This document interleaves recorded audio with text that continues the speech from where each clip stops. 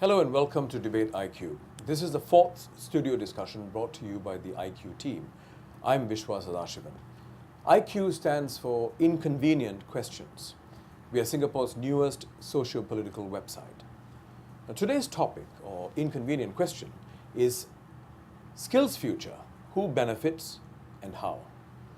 The SkillsFuture initiative was announced by DPM and Finance Minister Tharman Shanmugaratnam in his Budget 2015 speech last month. The objective of SkillsFuture is to support and encourage lifelong learning and help Singapore citizens stay responsive to a changing workplace. SkillsFuture targets students, early and mid-career employees, employers, and training providers with a $1 billion set aside each year to provide for the retraining and re-equipping of relevant skills. While SkillsFuture appears to be comprehensive in scope, exactly what types of programs will be eligible for subsidy? Are qualifying courses only restricted to those accredited by WDA or MOE? Is there a distinction between funding casual interests that may lead to a new career, or will employees and employers face significant red tape in justifying the selection of courses? To discuss these and other pertinent issues, we have with us on the panel Professor Tan Thiam Soon. Professor Tan is a SkillsFuture Council member, as well as a member of the board of the Workforce Development Agency, or WDA, as is affectionately called. He's also the president of the Singapore Institute of Technology. Next, we have Lee Tzu Yang. He is chairman of the Workplace Safety and Health Council. He also chairs the Esplanade, Singapore's iconic arts venue. He recently stepped down as chairman of Shell Companies in Singapore.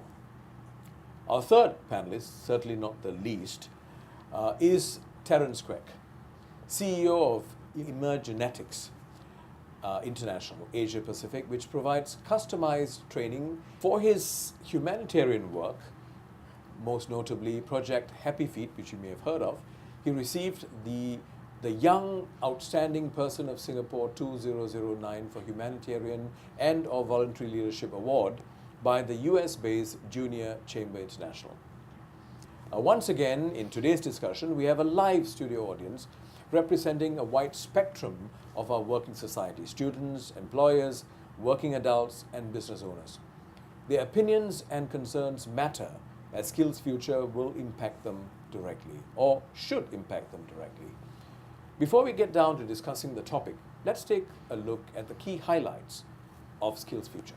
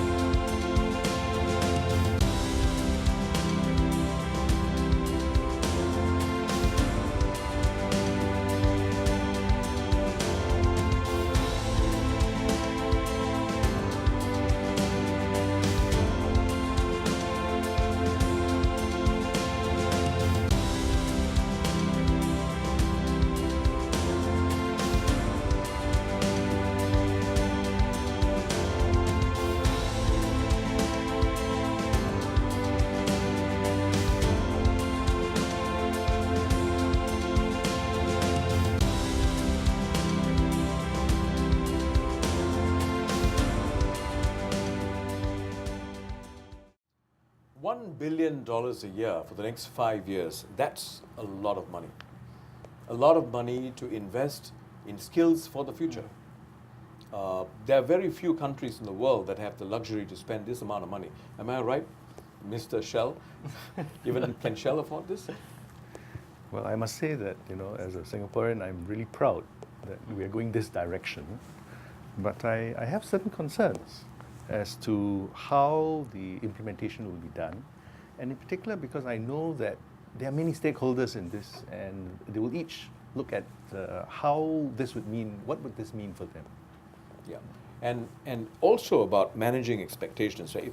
If I could just read the key intent as stated by the finance minister, and I quote him: "We must make it possible for every individual to decide on his or her own learning journey, when to go for fresh infusions of skills or knowledge, and whether it should be in specialized professional training, acquiring soft skills, or developing a new interest." Now, what's interesting is, when you look at the various schemes under the SkillsFuture program, you have SkillsFuture Credit, you have Young Talent Program, you have SkillsFuture Earn and Learn Program, you have skills-focused modular courses, SkillsFuture Fellowships. What's interesting is all these courses, all these schemes are linked to skills that are applicable to the workplace, right? Now, question is, why can't the definition of what programs qualify be expanded? For example, why must it be limited to WDA or MOE funded programs? What if a vendor like Terence, your company, if your company feels qualified to provide training in a particular area of enrichment, right? Why shouldn't you be qualified to do so? That's a good point, because part of our company, we have a network of consultants who are, they are either organization development consultants, or they are perhaps one-man show, somebody who has worked for 20 years and says, okay, it's time for me to just step out of the corporate world, but I want to be a trainer. I want to be a corporate trainer. So we do have people like this in the corporate sector. So I think, like you mentioned, when we talk about skills in SkillsFuture, what is the definition of skills? Because I think we're getting some people quite excited, but at the same time worried. Because what is the definition, and do they benefit, or are they going to be left out? And really, if you go back to what the Finance Minister DPM Tharman said, we must make it possible for every individual to decide on his or her own learning journey. Now, and he specifically talked about acquiring soft skills or developing a new interest. Now, that doesn't seem to be reflected in the list of programs that have been announced. So, Thiam Soon, perhaps you can share with us, what is the philosophy behind it? Yeah, I think we have to understand that the scheme had just been launched.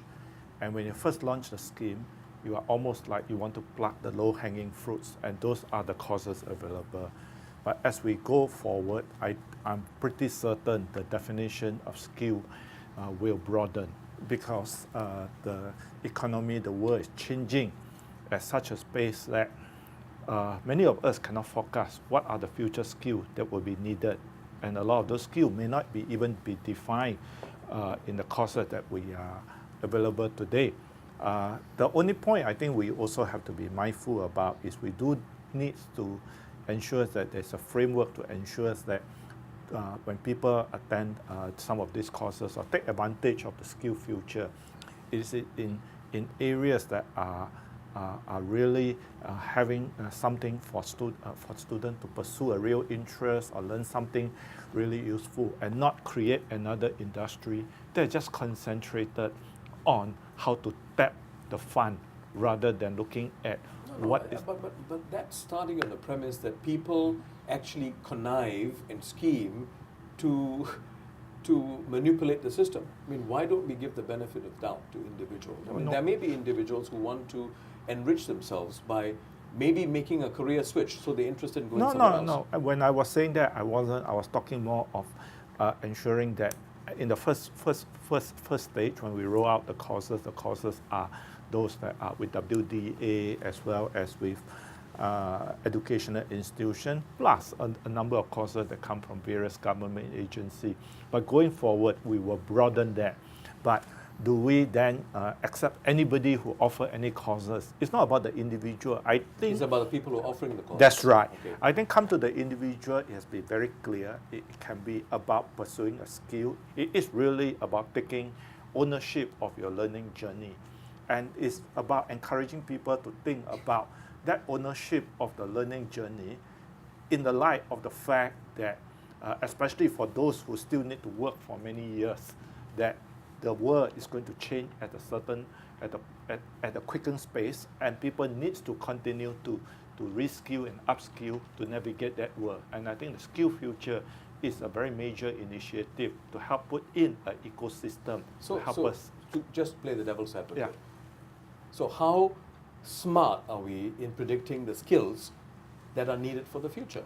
But that is why we are talking about you have to take that ownership. You have to look at what are you good at, what are you interested in, and the kind of courses that's available out there in that list. And it's not a small list, it's actually a huge list. What if I'm interested in a career in belly dancing? I mean, if you look at my belly, you'll see that I qualify. Yes, I would. So what if I'm interested, for argument's sake, that I want to pursue a career, and in many countries it is a career in belly dancing. Yes. Would I qualify? I would probably think that at this moment, because we still have not fully fleshed out, I presume that at this moment it won't qualify. It won't qualify. So I'll but be a going very frustrated forward, man. yeah, you will probably. You have to keep your day job. Yeah, but going forward, I think there is nothing to say that you cannot qualify for it if indeed that also is something that people are interested in. I do see this.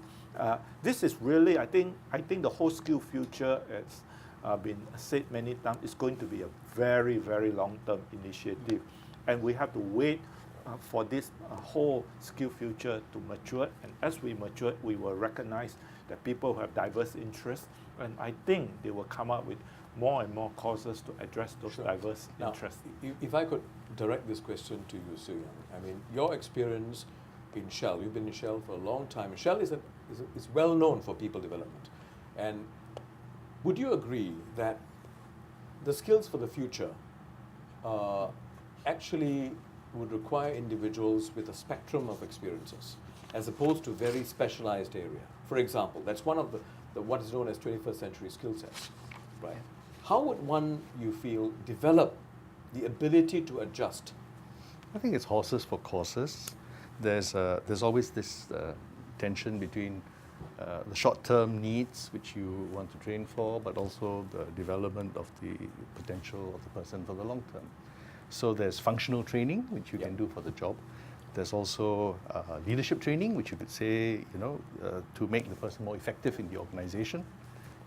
And we also had, at one time, I don't know if we still have it, personal grants to study things like photography or music. Or belly dancing. Or belly dancing. To my knowledge, we did not have any belly dances. But people could get company support to pursue a passion. And it was deemed to be helping the person to actually develop certain skills which they could bring back into the workplace, not necessarily immediately into their job, but actually contribute to the organization. So that's interesting. So what you're talking about is the reason why the company invested in some of these softer skills that are not functional skills, so to speak, is to develop the person's character so that he's able to contribute better overall. So you do see a connection between that. It's not purely out of the generosity of the organization. You do expect that the individual is going to become a lot more productive. Well, I think it also depends on who the employer is and what kind of capacity you have.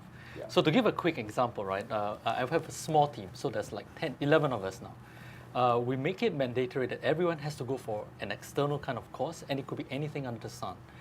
That's not related. That's not related. Okay. So again, why do we do that? Again, it's really because we believe in the well-being of the employee. So if this person really has that interest in belly dancing, and I'm not going to allow that person to find time or make time just to facilitate that person's pursuit of that interest, he's going to get frustrated or she's going to get frustrated. So I'm looking at it from a more holistic point of view, from an employer, right? How many employers out there like me? I don't know. But certainly you could be considered indulgent. It could be. But for us, the employee's well-being comes first. So yes, I would love for them to upgrade their skill sets. Whether you're a designer, please upgrade your skill sets so they can use more sophisticated software, which translates to better productivity. But there's also the other part about the happiness of the employee as well. So again, we chose to take a more, somebody used the word enlightened.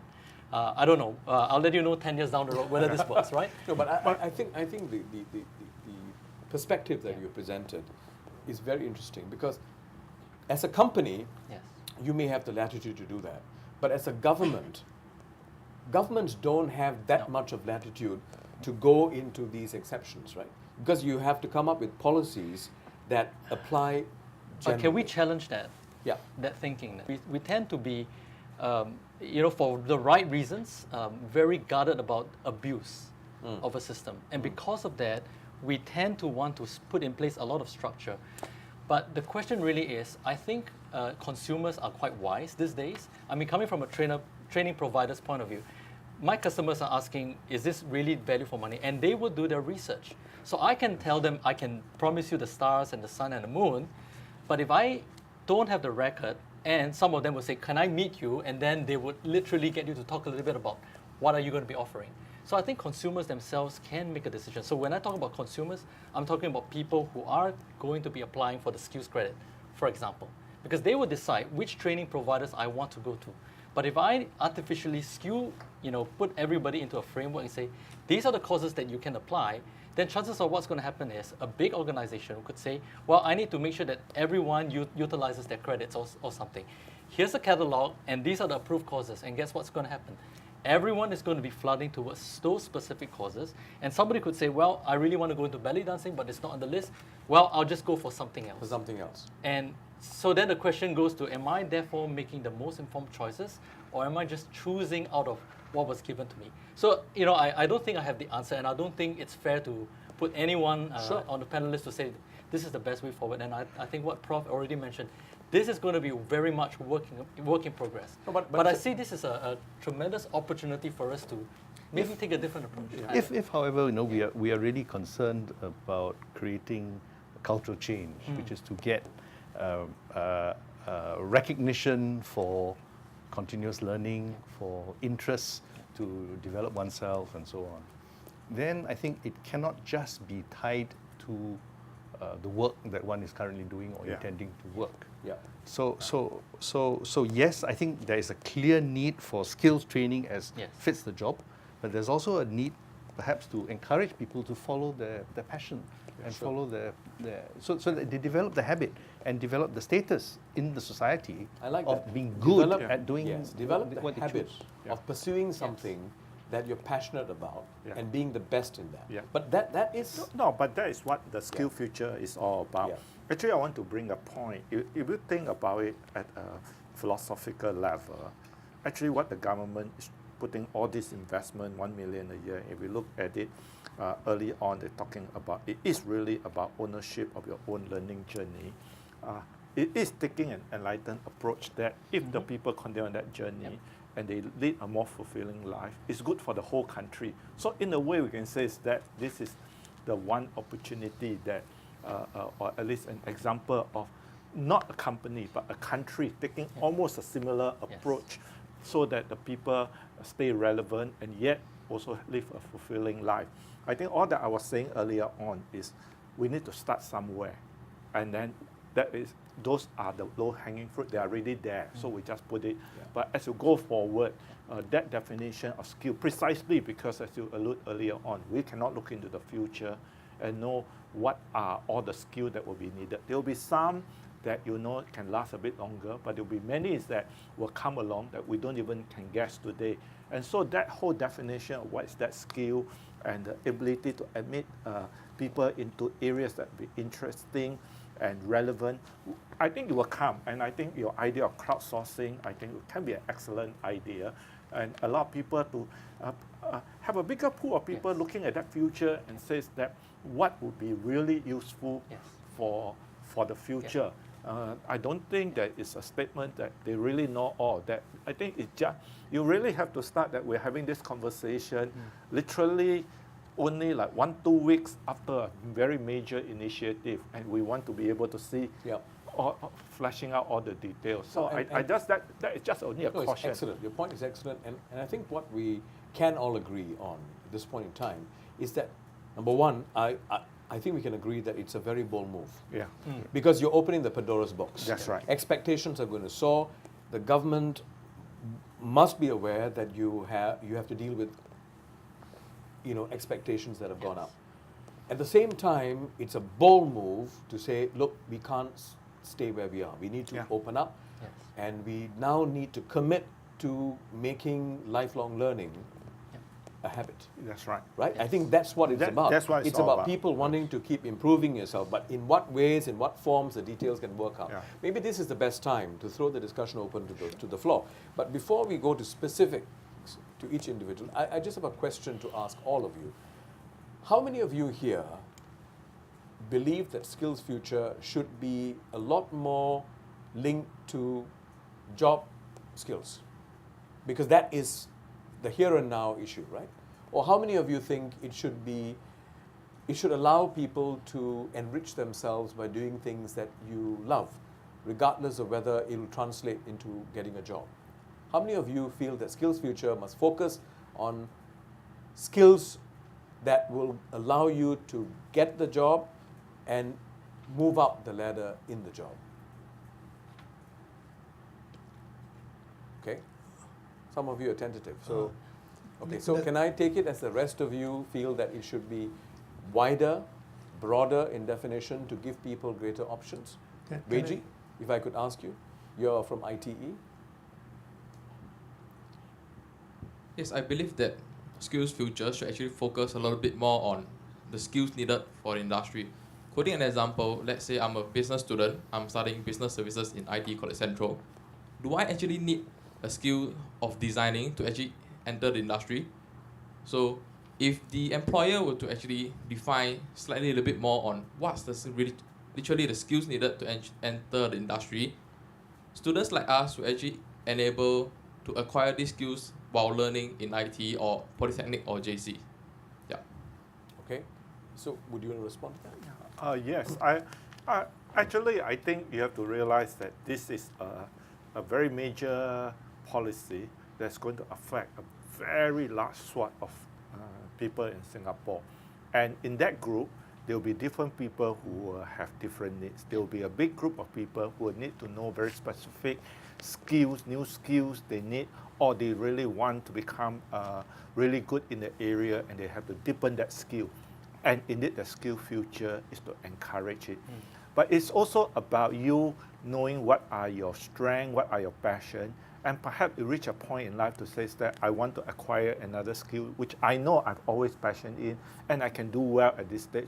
I think the SkillsFuture is not, it's also encouraging you to do that. So to clarify, if Weiji wants to shift course altogether, I mean, it's not about deepening his skills in the area that you're trained in, but let's say at some point you realize that this is not what you want to do. Yes. This is not where your passion lies. Would SkillsFuture sort of encourage Absolutely. him? Would you want to elaborate on how it can be done? I mean, this is where the whole thing about putting in place both the SkillsFuture credit and the subsidies of courses, all this will come in. You can actually take up this opportunity to pursue some of this and slowly make acquire a new set of skills. This is about reskilling into another area. Many of you could actually be facing a situation that you can be very deep skilled in a particular area, but the industry is going to get out of Singapore. You don't even have a choice of whether you want to continue in that area. Obviously, at that point, you have to reskill. You have to say, what is my interest, what is my passion, and what can I be good at as another second career?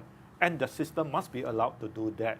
In fact, I think that will be another big challenge that we will have to address, because we can see it coming in many areas where jobs are going to disappear, industry are going to disappear, but coming in will be other kind of industry. And it's a fundamental shift from the Singapore of the past, where it's a one-chance society, right? Yes. You have one chance to go to university, and quite often you end up doing a degree that may not be your choice, but you have one chance, one crack at it, and that's it. Right? But today, I think the signal is you'll have many chances, many options. But this applies to some more than the others. Lingam, your experience has been quite different, right? You were sharing with me earlier about the dilemma. You want to share that? Yes, like I was telling, I was working as a shipping executive for 27 years. I was I had to leave the job because the company has to close down. It was an MNC. And after that, when I went out to look for a job, I could not secure one because I'm either too qualified for the job or I don't know.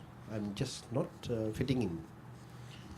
So that's where the SkillsFuture come in. I don't know what skills to acquire now. If I choose to remain in the shipping industry, I don't think there's any skills there that I should acquire. But I'm unable to get a job in the shipping industry. But Now, even though you've got 27 years of skills. correct.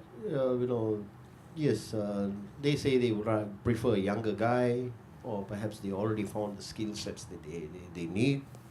For some odd reasons, I'm unable to land at a job. I've been to about, say, 6-7 interviews in my after I got out of my shipping company. Is it because you're asking for too much salary? No, definitely not. I was willing to negotiate my salary downwards. I came to a level which is comparatively low. Say 2,005 is quite a reasonable salary these days, I think. But they wouldn't want to give me. Which is the starting salary for a polyglot, for a Perhaps, polytechnic yes. And, graduate. they say, yeah, it's cheaper to hire that guy than you. I think. And he works faster. Well, I like to take on to the other line. Perhaps I should now move on to acquire the skills of the passion that I had in me. You know, I am quite interested in CG editing, those kind of computer graphic editings and all that, which are my own passion. You know, and I don't want the government or to the guys who are giving me the funds to tell me that you should go to this institution and get it from there. You should go to a certified institution. Because my interest is totally of a different field, and perhaps they are not offering the particular recognized institute there. So sorry, to understand, your Yeah. point is you are interested in, let's say you're interested in your passion pursuing a CG course. Yes, perhaps. And you may want to go to a vendor who may not be approved by Yes, WDA. yes, The yes. question is whether you'll be allowed to still pursue it. Correct. Thiam Soon? Yeah, I mean, I cannot go into the specific about Yes. that particular course, but I think if it's indeed a bona fide kind of vendor as well as a proper course that really equip you, I don't see why not. I think the whole intention of SkillsFuture is really not to put it in too many red tape, but want to make sure that at the end, the money is in this span for you to pursue something that allow you to learn something interesting, learn something, a new skill, whatever it is. I think that's the intention. I guess it's also to protect you, because Yeah. That's right. you could go and get Yeah. cheated by a vendor. Yes. You want to talk about this, Terence? You do training? Well, I would like to put the power in the hands of the consumer, because so this is where I feel it's a perfect opportunity for us to say, I'm giving you X amount of dollars. This is your credit. The entire intent is for you to upgrade your skills. Here's a recommended list of vendors. I recommend that you go to them because we have done our audits. We check them. They are bona fide. But if you really choose to go somewhere else, go for it. But don't come running back and say that, oh, my money's been swindled. So again, there could be recourses, right? So if there's an errant training provider or somebody who's setting up as a scam, very soon, Singapore is a small place, and with social media, everybody knows. But I think where I'm coming from is... The bottom line is yeah. nobody willfully seeks to be cheated. That's right. So again, if I put the power in your hands, then you're really living out that mission of making everyone responsible for their future.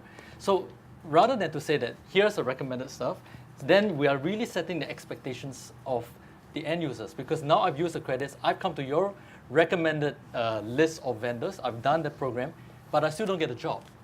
Now what? So I think we don't really want to be caught in that kind of a situation as well. So bottom line is, give the end user the choice, educate them, give them the information that they need, put out a whole list of recommended lists, and make the training providers work really hard to demonstrate that they need to prove certain points to say that yes, we are bona fide. Spoken like a true private sector guy. Thank you. And your point is the government can afford to be less paternalistic. Yes, I feel right? so. Because I think people will appreciate that a lot more. And now everybody takes responsibility rather than to look at the government and say, oh, please tell me, what to do with life. Because to be honest, the government cannot do that. It's not fair. Yeah. It's not fair to say that the government needs to ensure that everything works There's too much of a perfectly. responsibility Yeah. on the government. Everyone takes So Lingam, let responsibility. me ask you. If you go to this particular CG course vendor, and after attending the course you come out feeling that it was a lousy course, would you blame the government? No, definitely not. Like Yeah. what he said. Yeah. If the decision was made by me to choose the institute. Yeah. Whereas I do agree on certain some institutes which are recognized by the government, they connive and they already come out with a program to take your $500 away from you first. What you have done is basic 8 weeks course. This is only the introductory level. You have to go to the next step. I thought I recently read something on the newspaper, something to that effect. A guy who went to detoxing himself at their spa. You know what happened to him? This is only the basic 8 weeks. In order for us to take out all the toxins out of you, perhaps you have to spend another 80 weeks. He must be really toxic. Huh? No. These are the kind of schemes they have over there. Some of these course providers. And there may be some guys who are actually recognized by WDA or whoever. So we have to take the cost out of it. Let me ask you another hypothetical question. Perhaps instead of CG, now I choose to do tailoring. Choose one, sorry? Choose to Tailoring, do tailoring. tailoring. Oh, It's excellent. part of my Yeah. passion. And they give me some institution which are recognized tailor institution. I go there and I look at this. No, this is not what I'm going to tailor. I want to tailor blouses for Indian ladies. But that's provided it's Rangan Road somewhere. How? And that person is willing to give me a course. And I know there are two things here. One is my passion to sew blouses, ladies' blouses in different styles. And all. Another thing is I can also make a living out of it. Right? Now here what happens. And there is no recognized institution that provides a Indian ladies sari blouse tailoring course. Okay, your point is well taken. In other words, this is a form of apprenticeship, right? You're going there, you're learning, and you're getting some. Now, would the SkillsFuture, as it stands right now, I know it's work in progress, would that support? No, but it's something that if it's just you going in to learn, I'm not sure it is, but it becomes. It's almost like you go there to take up a certain apprenticeship with the person and you helping out with the work. There's something that you can look at in some of the scheme. I think that scheme in which helping people to place in there, and in that job, maybe you will help out in the cutting and whatever it is. And as you go along, in the true sense of apprenticeship, you're acquiring a skill set. I think these are things that, as I said, I am not in on the operation side of this. I cannot say for certain it will, but I think it will be consistent. It's consistent with the intent. The intent. Right? So that's the answer. I mean, I guess here it is about SkillsFuture is about giving you the opportunity to do exactly what you said you want to do, right? There would be schemes over there, but if the scheme is not there at this point in time, it's a question of floating this idea up and then giving the government the opportunity to hear it out and see whether they can amend it and include it, right? If I could quickly go to you, Subra, you wanted to raise a point just now. People like me who are retirees, non-working mothers, taxi drivers, freelance professionals, and so on. How do we benefit from this scheme? For example, if I'm a taxi driver and I would like to improve my skills as a taxi driver, as a safe taxi driving, for example, would the skills credit be given to me? Or, for example, a working mother, a non-working mother, she may want to take up an e-course or some other computer course, which may give her more employability, the ability to be employed later when her children are grown up. Would that qualify her for a skills credit? No, I think they make it very clear in this particular all the cases you have talked about. Indeed, you can tap both the SkillsFuture credit as well as enroll in courses that can help you. I mean, if you're a taxi driver, if it's something immediate, you may want to know more about how to be a better service to your passenger, and they can involve skill set. And there are plenty of courses in that kind of area. But you also can be thinking, I can see an autonomous vehicle coming. Maybe in 5 years, maybe in 10 years, I may no longer able to drive a taxi. I better start acquiring a new skill and look at what is my passion, whether it's tailoring, whether it's computer graphics. I may want to pick up another new skill. The whole skill future is indeed all about that. That it's not just about continuing whatever you're doing and deepening it, that is one aspect.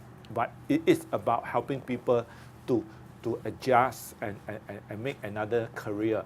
As Viswa was alluding to earlier on, you could have done very well, but you've been doing something that life have pushed you into it for a variety of reasons, but your interest, your passion is really something else. SkillsFuture recognize that, I think, and I think that whatever scheme put in, indeed will allow you to make that slowly acquiring that interest, and somewhere says, okay, I'm ready enough, I can switch career.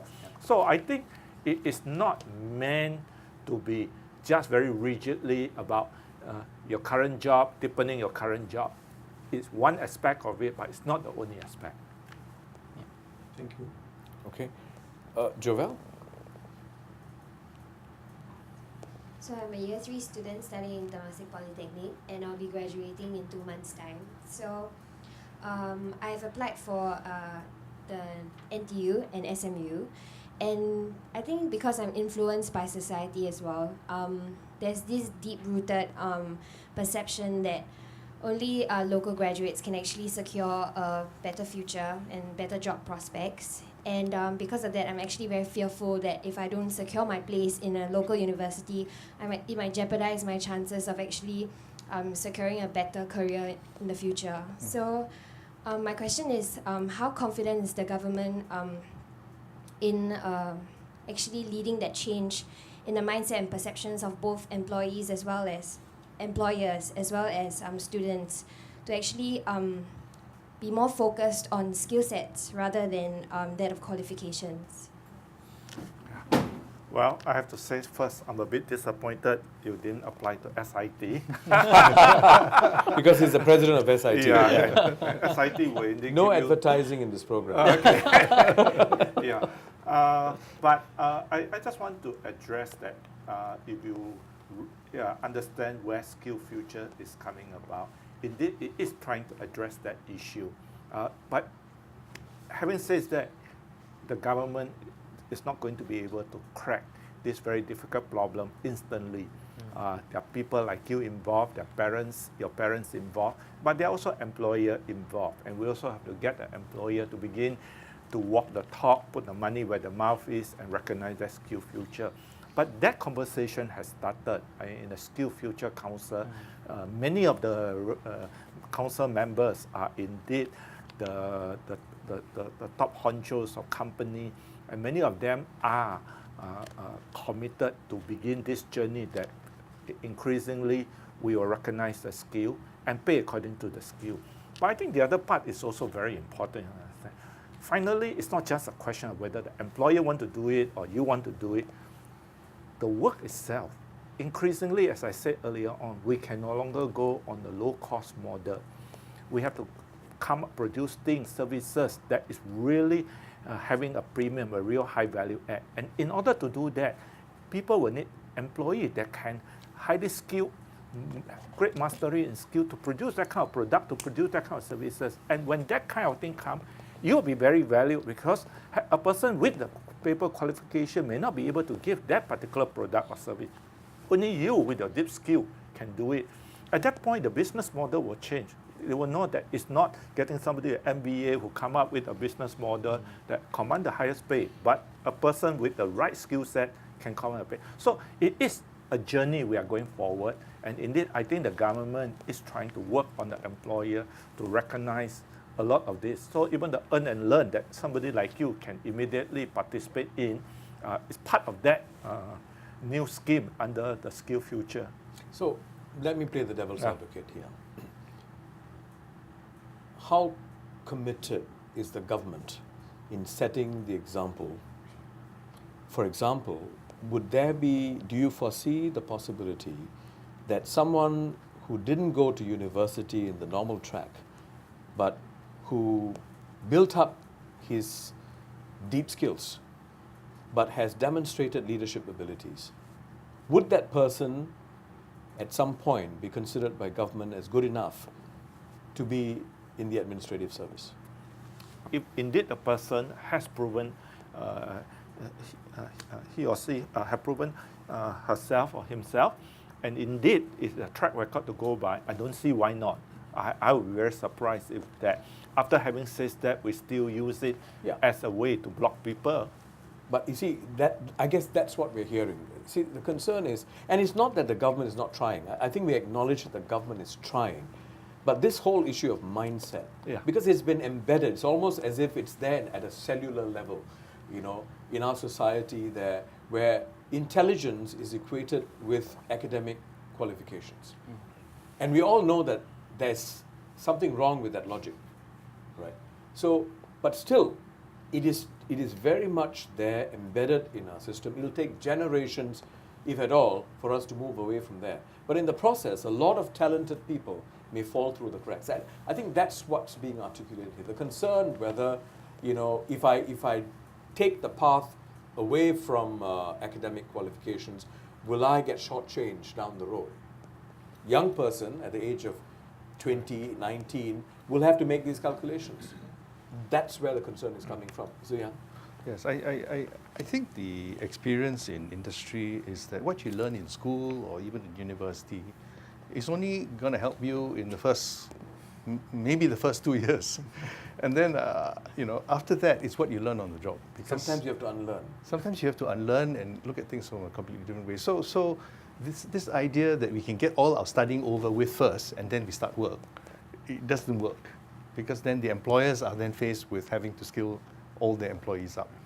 So really, I think the challenge, I think, for SkillsFuture is how do we create pathways for people to learn at the time when they're ready for it, when they will get the most benefit from it, and how can the system that is to be set up support people who are in difficult situations when they are ready for it. Either because they've got a young family or, you know, they're in jobs which they can't take time off to go and study. I think that's where the flexibility needs to be built in. So I guess it may sound a little bit conflicted. The government may have certain limitations because the nature of work that you have. You may have certain limitations in giving sufficient recognition to people who may take the odd pathway to qualification.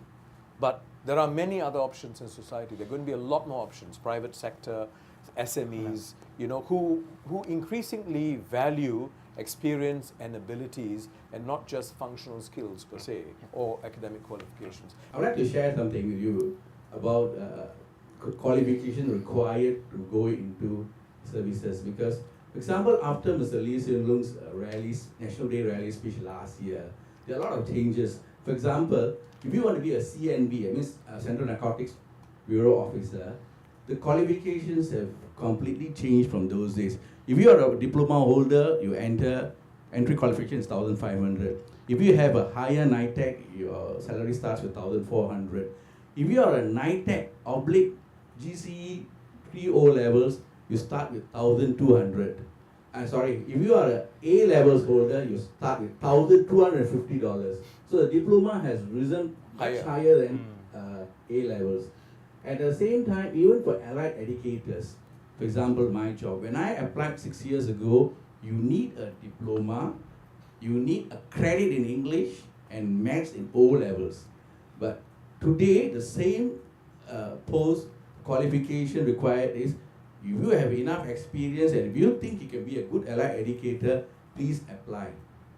So what you're saying is the mindset. The mindset has changed completely, and right. I think we are on the right path. And I think all these things coming up will be favorable to all of us here today. Thank you, Raji. I think that's what you're hearing from us. Yeah. Right. Yes, I'd like to add to that.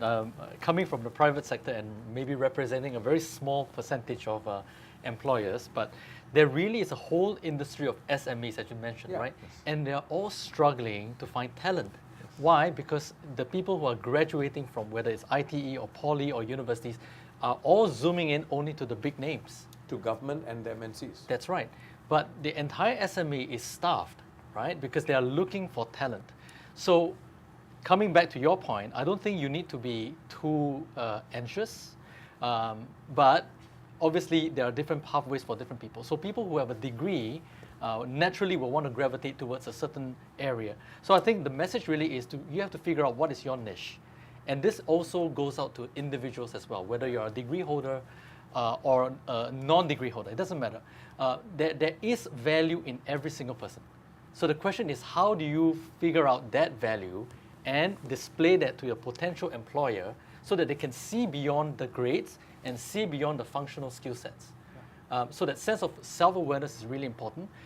If the employer is really looking only at paper qualification, go somewhere else, because this employer is not going to appreciate you for the kind of value you can bring.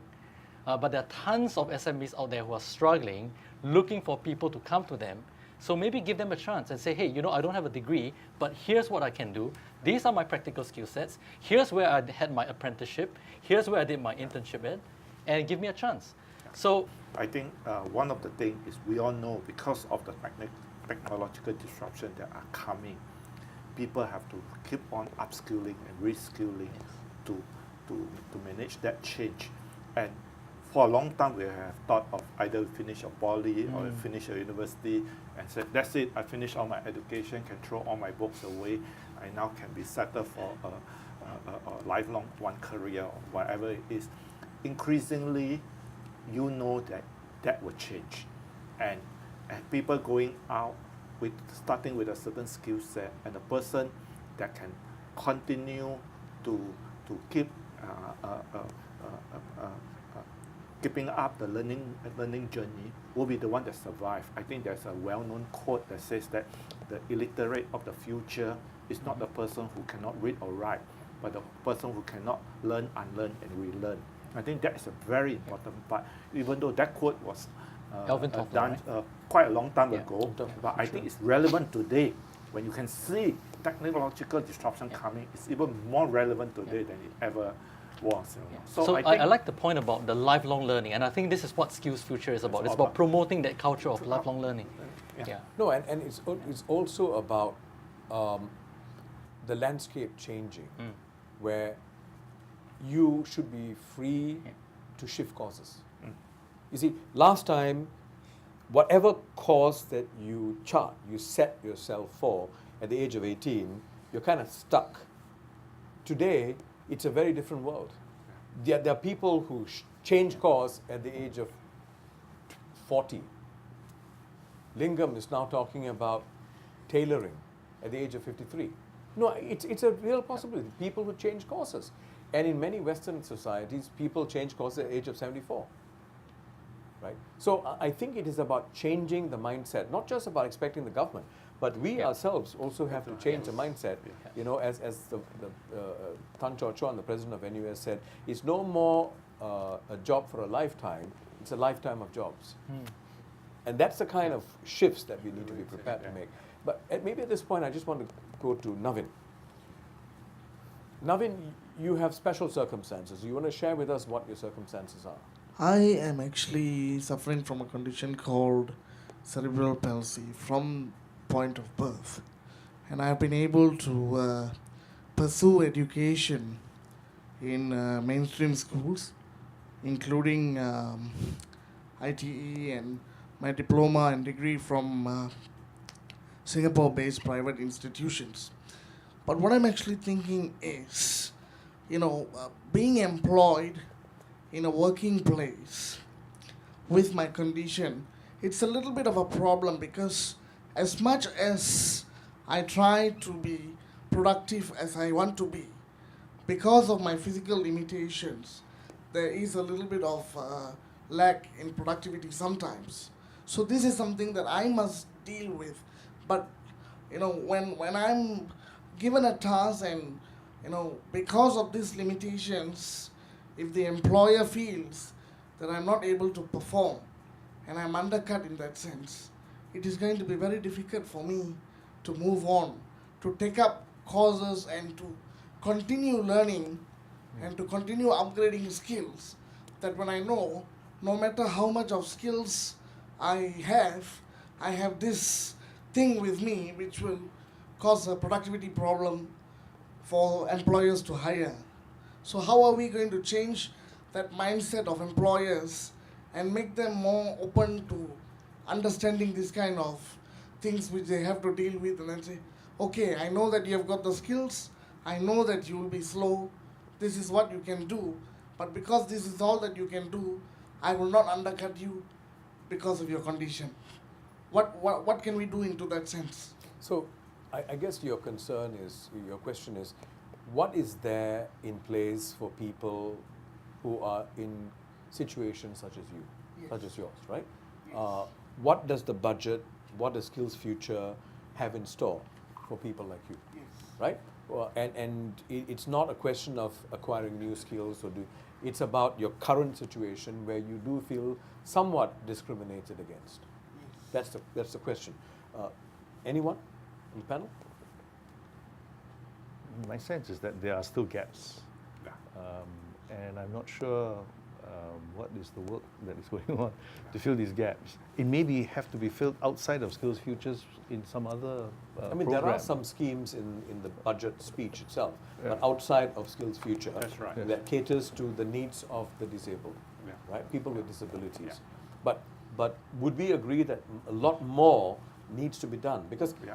the point that Navin is making is no more about acquiring more skills, deepening skills. People who are in this situation, it's about being treated fairly and with dignity. Maybe at this point, Tommy, I know you've been wanting to raise a point. Sure. Okay, so I'd just like to highlight that there are currently already many schemes at WDA governed by complex rules and regulation. I specifically refer to the two big ones: Workforce Training Support WTS and Continuing Education and Training Schemes, which aims to help Singaporeans acquire relevant skill set highly in demand by employers.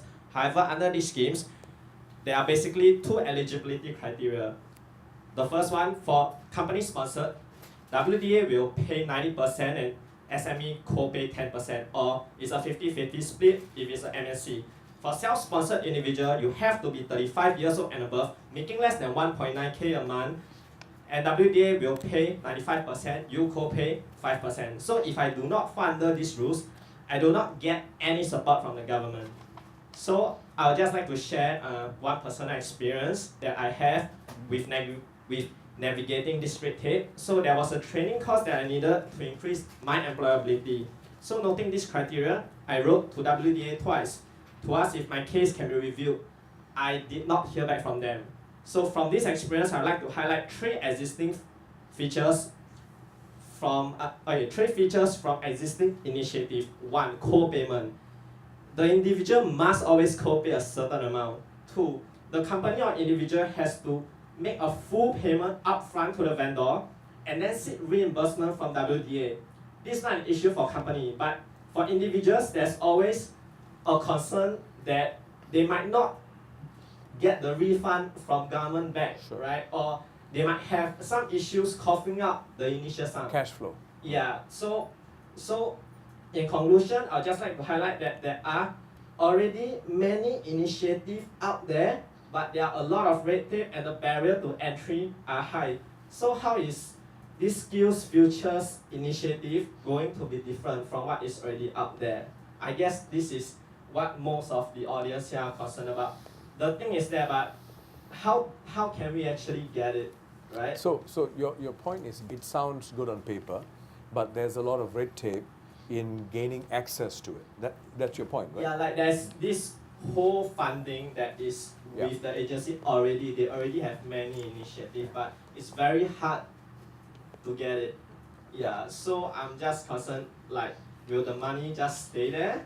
And then it's like the barrier to entry is really very Sure, high sure. to apply for it. Tommy, where do you, what's your background? You graduated, you have a degree? Yes, I graduated from a local university. Okay. No, because I think first just the WDA, the earlier one, some of those schemes are to help very specific group of people. I mean, that's why they put in criterion like less than 1,009. Yeah. Moment you say less than 1,009, somebody like you, graduate qualify. with a starting pay of at least 3,000 and you probably have worked a few years more than won't qualify. So I think their scheme, because it's not a pot that is bottomless. I think those schemes were set up for a very specific purpose. Come to the SkillsFuture, the SkillsFuture credit, that is into your account. And I think the whole idea of SkillsFuture is indeed about scaling back that red tape, that it is about your journey, it is about pursuing your interests. As I said earlier on, in the start, there is a list of prescribed courses. I'm pretty sure going forward, that list will increase in many ways to address the fact that the skill set needed for the future will many of them we won't know. And I think you are able to leverage on it quite quickly in many of these cases. I think that's well taken. The intention is very clear, is well taken. But I think this feedback seems to be resonating with a lot of people. Yeah. It's also the same problem that SMEs say they face, because there are a lot of schemes to help SMEs, but when you go down to accessing, there are challenges, Yeah. right? And this whole issue of reimbursement, right? People have cash flow issues, right? So if it's on a reimbursement basis, number one, there's uncertainty as to whether you get reimbursed in the end. Number two, how do you manage to fork out the money when you haven't got a job? So I think some of these practical issues needs to be addressed, even as we're talking about SkillsFuture. Yeah. And I think that point is well taken. Even though there's no representative from WDA as such here, Tommy, we'll make sure, IQ will make sure that we will put this question to WDA to make sure that this question is squarely addressed. Thank you. Yeah. Yes. So, yes, Rajan. First, I would like to touch on your what you said about IT students looking for multinational companies to work. Okay, I'm here not for myself. Actually, I'm in a secondary school, and most of my students are from normal technical. What happens? Are you is, an allied teacher? I'm an allied educator. I'm an allied teacher. So what I'm really interested in is the enhanced internship program. Because when I read the SkillsFuture thing, is always talking about graduates from Polytechnic and IT. Then after your NS, you do your within 12 months you're supposed to join. Then you get the benefits. But what I believe this internship program would be very good if I think a lot of SMEs will be ready to sponsor these students for the various ITE programs in Singapore. 5 ITEs. I do not know whether they are going to get a $5,000 grant. I do not know, because I don't see it anywhere written anywhere. It will be a very good idea, because I have seen one of my students who is in this program, but he works for a normal small SME Chinese company, which is in MacPherson. What they do is they do PCB boards for China and so on. He goes to work, he's studying mechatronics. Basically, he goes to school for 3 days and he works for 2 days. And he just completed and he went for national service. But if I have an SME company, I think I would prefer to sponsor a girl rather than a boy, because of the NS. Because of the NS. I will, if the government is not really going to give me a grant, then I'll be ready to sponsor with a bond. So I do not know where this stays. This what I'm talking now about. Is it there in the SkillsFuture budget? Thank you. Speaking from my point of view, I think the Earn and Learn scheme is excellent, and I would imagine going ahead with hiring somebody and bringing them in. So then the question is whether I have the space to put them all in. It's not so much about whether we have the $5,000 or not, because we're already doing it regardless of whether this scheme has come in place. So now that there's a scheme, it's great, right? So always, for me, I think that employers are practical, because there's always a current business need that they need to fulfill. But enlightened ones will start looking into the future and say, rather than just only worry about taking care of the situation now, let's plan for the future. And this is where I think there could be that level of match between the SME who's also looking at future, and that's what we call it SkillsFuture. Yeah. And also, I think the scheme that you're talking about, SMEs linking up closely with ITE, SMEs linking up with polytechnics. Spring Singapore is definitely looking into that, because the experience of SMEs is there's a lot more traction with polytechnic graduates, because they are a lot more hungry, as it were, and the fit is better with SMEs. And then the SMEs would like to have them grow with the company. Yes. So some of these schemes are already in place, but I think there's some teething problem in making it sort of settle in better. But it's a great point you've made. You want to, Weiji, you want to say that you're an IT student? Any concerns or interests here? Internship would be a lot beneficial for IT students, because as an IT student myself, IT focuses a lot on hands-on. Yep. That means practical. That means if a student will actually have to use those what we have learned into a real job situation, we will learn so much better with the real hands-on experience. Because what we learn in school with the hands-on material in school might not be similar to what we learn outside, because we do not get the real customer. We do not get those customers that are angry because of faulty products. We don't get customers that praise us. So we cannot imagine what situation we are going to be in. So if enhanced internship, if students were to get into that internship and then deepen their skills over there, it will be a lot beneficial for us. Right. Kaki? I know SkillsFuture is about enriching and like putting yourself out there for a lifelong journey of education, but then again there is the real aspect of employers and whether they are willing to let you pursue something that may not be helpful to your current job description. Yeah. Whether they'll allow you time off to do that. Yeah. Well, that was your point too, like, Lingam. I mean, it's about the present realities versus the future. Right. Would you want to comment on that, to just add on to that point? Would the employees be kind enough to first and most of all highlight these skill sets they need? And should people like me turn up for the interview and then they say, okay, you are not being selected because you lack these skills. If you are willing to acquire these skills, I'll employ you. Perhaps we can look at it two ways. I mean, one is employers must be interested in skills that are applicable to the job. Yep. And with due respect to training providers, I think we should look favorably on those courses which involve not just training providers, but the industries which have come in to provide internships and all that, because the involvement of the industry will ensure that the questions that you raised earlier about, is design relevant or not, the industry must be able to tell you whether it's a clear yes or no, or maybe, and in what case, it would make sense to study design, right? But there's another area which is perhaps not so linked in with the job. And then I don't think you can force employers to say, yes, we must give all our employees time off. But it depends on the philosophy of the employer. If the employer wants an engaged employee who is interested in the longer term effectiveness of their staff, etc., then I think there is a role for this kind of development program.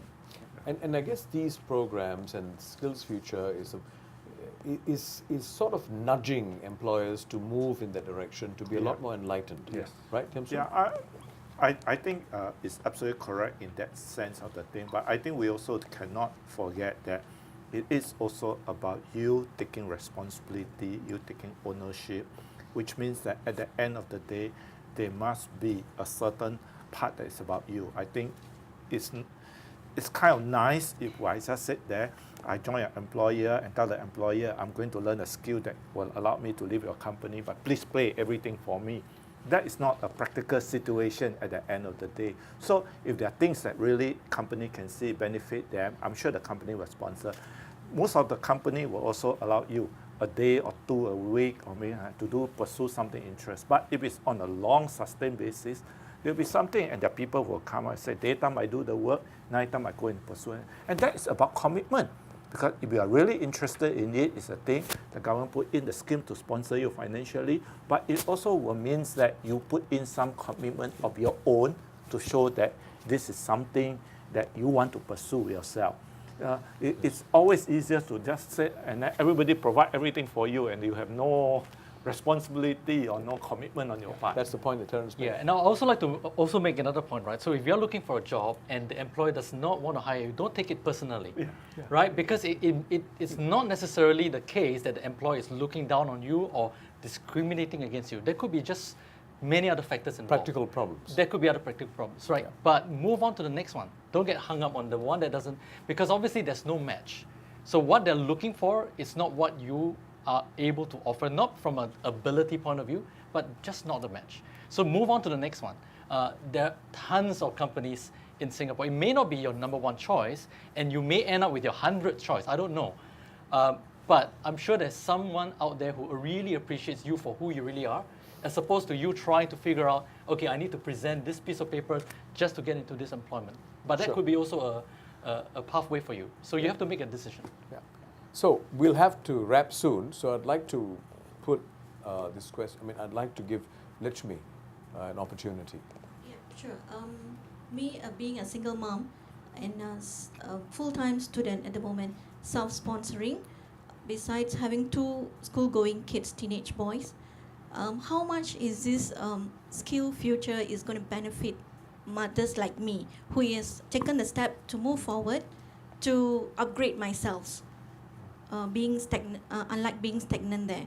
And besides me, those mothers out there who is not making a step forward, who is unable to go for further studies and all that, how is this budget is coming up with for single parents like me? Yeah. So your question is for homemakers, for single parents. How does SkillsFuture That's sort of right. motivate you, help you to improve yourself? Exactly. One is for those mothers, single mothers who has made a move forward for studies. Secondly, for those homemakers who are unable to go out and Yeah. step out for studies, Yeah. like with those young kids and all Yeah, that. they How can't. is this going to benefit and all that? It's a fair question. No, I think for people like you, and very admirable that at this stage you come out and go to the poly. Definitely a lot of the scheme immediately may not be, there are other schemes to help you financially while you are studying, but after you graduate, earn and learn is definitely there. There are other kind of schemes that you can tap on. There's workfare. Workfare, and there are many other schemes. We have, I'm pretty sure, for those who are at home, again, I think a lot of them is to encourage them to realize that maybe the kids are growing up, you have to stay at home, but you also have to start thinking about taking a little bit time off to go and pursue something so that prepare yourself somewhere down the line that you can re-enter the job market when the kids grow up. And in this, I think it's not that you wave a magic wand and everybody is going to get something and going to get a job at the end. I think it's just empowering you to say that there are certain things to provide you, but it's still encouraging people to take that step yourself to say that it's available there. I have to find a way to even squeeze out 2 hours somewhere once a week to go and attend that course that I begin to acquire new sets of skills. So I think that is a very important part of this messaging, that people must take ownership of that learning journey. So the answer is, since you have taken the step to pursue a polytechnic diploma, you will certainly qualify, right, in various schemes. Many schemes But for those who are sort of stuck at home because you've got young children and you can't go out and work, right, I guess it's not just about SkillsFuture. Yeah, it's not just. I think we need to think about flexi time. Yeah. A lot more needs to be done. And I can't for the life of me understand why we are so slow in implementing flexi time. Government itself is very slow in implementing flexi time. A lot of things today can be done from home. Singapore companies can actually look into this kind of arrangements whereby it is a flexible working arrangement or working hour, because for many of us who are physically challenged, transport is the main issue. Getting from one place to another is the main problem. So if we are given this kind of opportunities, it will be better. For my instance, I was actually working with a voluntary welfare system where I was doing some voluntary thing for one of the organizations overseas. And they actually came up with this arrangement where I could, using a laptop and a phone and Skype, I could actually work for them. And they would credit my remuneration to my bank account.